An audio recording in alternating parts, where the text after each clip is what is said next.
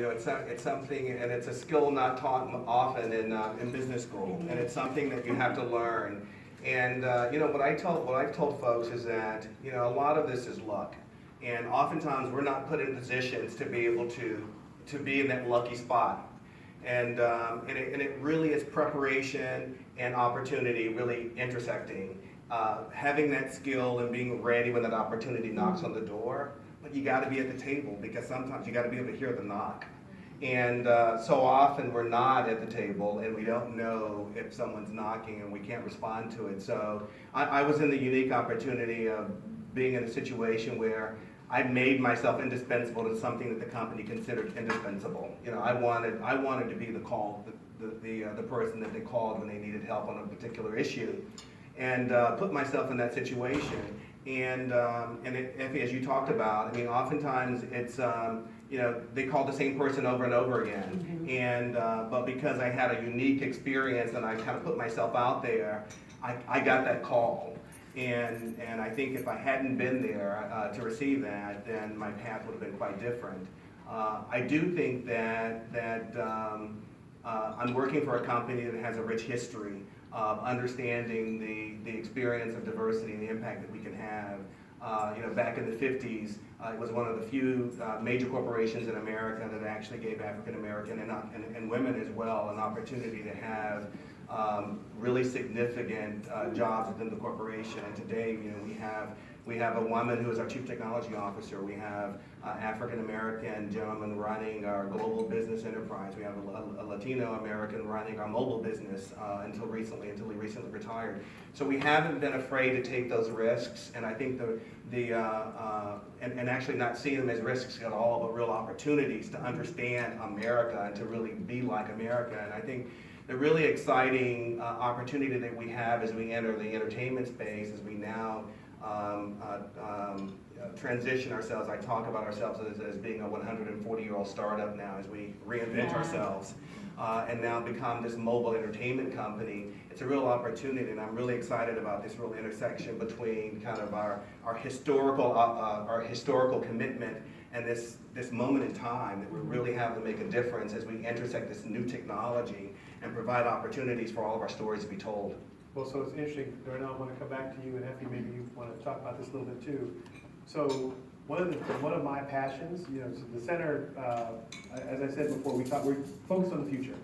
And we also have programs in the summertime for high school students and undergrads focused on the business of entertainment. In October 6th, we'll be doing a conference on virtual reality, right? Okay. This tech thing, you mentioned digital, Darnell. Mm-hmm. The coolest thing, particularly if you're at a business school, is that now, thanks to all this innovation and all these shifts, you don't have to start in the mailroom. Right? All of a sudden, there are skills that are required for certain types of opportunities, whether it's an MBA, a degree in engineering, a JD, et cetera, as new business models emerge because of the shift in the technology landscape and what it's doing in entertainment. Okay? Are you seeing any evidence that those new platforms, those new opportunities are creating opportunities for underrepresented groups, whether it's LGBTQ, women, people of color, et cetera? Are you seeing new pockets of opportunity? Well, in one sense, yes. In another sense, no. And let me explain what I mean. So I think Effie, again, I keep referencing Effie, but she's got all this. Because I'm loud. No, because you're your finger on the pulse. I think a lot of what's happening in television is the proliferation of different platforms. The fact that there are just so many outlets now, everyone's into original programming, and you just can't keep going back to the same white guys over and over again to make it. So other people who have never gotten a shot in a 4 broadcast network world are getting opportunities now to show that, hey, we can make great stuff. In fact, better stuff than some of those guys were making. Look at the Emmys again. Some quality stuff. And a lot of stuff that's high quality that never sees the light of day, but increasingly the same work. So in that sense, yes, the digital revolution, Netflix, which is making more programming than anybody now, has kind of opened the floodgate of opportunity that definitely wasn't there 5 or 6 years ago. It wasn't because these people are enlightened in any way or any more enlightened than other people. It's just a nature of the way the market has shifted. Now, when I say no, it's because, well, yeah, they're creating more opportunities, but as you can see from our numbers, the opportunities aren't coming quickly enough. I mean, we're scaling up in broadcast. I didn't actually show you the digital numbers, unfortunately. I mean, the actual full report has like over 100 charts and tables, and it was just taking me Can we 4 get hours that? to emphasize. Yes, of course. So just, hold that thought for a Sorry. second. How many of you actually downloaded the report when I sent you your invitation? Ooh, all 3 of you. Lovely. I was like, Well, I think it's still there. mine was like went to an empty. I'll make sure after this event that you guys have access to And you can just Google 2017 Hollywood Diversity Report, it'll come out. It's online. So anyway, so in that sense, yes. I mean, there are more opportunities being created. On the other hand, what Netflix and Hulu and Amazon did in the early days was they were trying to prove their worth. So what did they do? They went out and got the same white guys who had all the credits as the broad people who had already established themselves either in film or in television to create these amazing shows. And only recently have they realized, okay, maybe some of these other things that, that are high quality but also diverse, we can also have as part of our portfolio, since their business model is a little different than what you see in cable and broadcast. So yeah, they're creating space, but if you look at all of their programs from top to bottom, the share of diverse content is not as high. Well, at least it wasn't as of 2015. Now, the one thing I will say, But that was before Luke Cage. well, not only that, Netflix has been almost sort of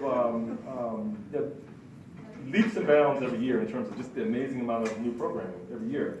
So I wouldn't be surprised if their numbers actually look substantially different once we get to the current period. It's just that we don't have those numbers because we're still in this cycle, you know what I mean?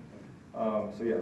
Yeah, I mean, and just sort of echoing a bit, we're sleeping on YouTube because Right. that is, and there's YouTube Red, and that is Yep. global, Yep. and they are, and it's also user friendly, right? Mhm. So those are user generated, right? So Yeah. I feel that it's incredibly diverse, I feel. Yeah. And also YouTube Red, and I'm not the one to actually speak to it, like, I know exactly what I'm talking about, but I know that they're actually financing content as well, and they go all over. I will say that from Oculus and from Facebook, because I'm a nerd, I've seen, and this is from me, like from Lexi Alexander, who is like a really great director who does action, is doing a lot of AR and VR. So is Janixa Bravo, who did Lemon, but she's also Sista, who's doing a lot of it. There's a bit more opportunity, I feel, in that sort of VR, alternate AR, or whatever world, because it's the wild, wild west.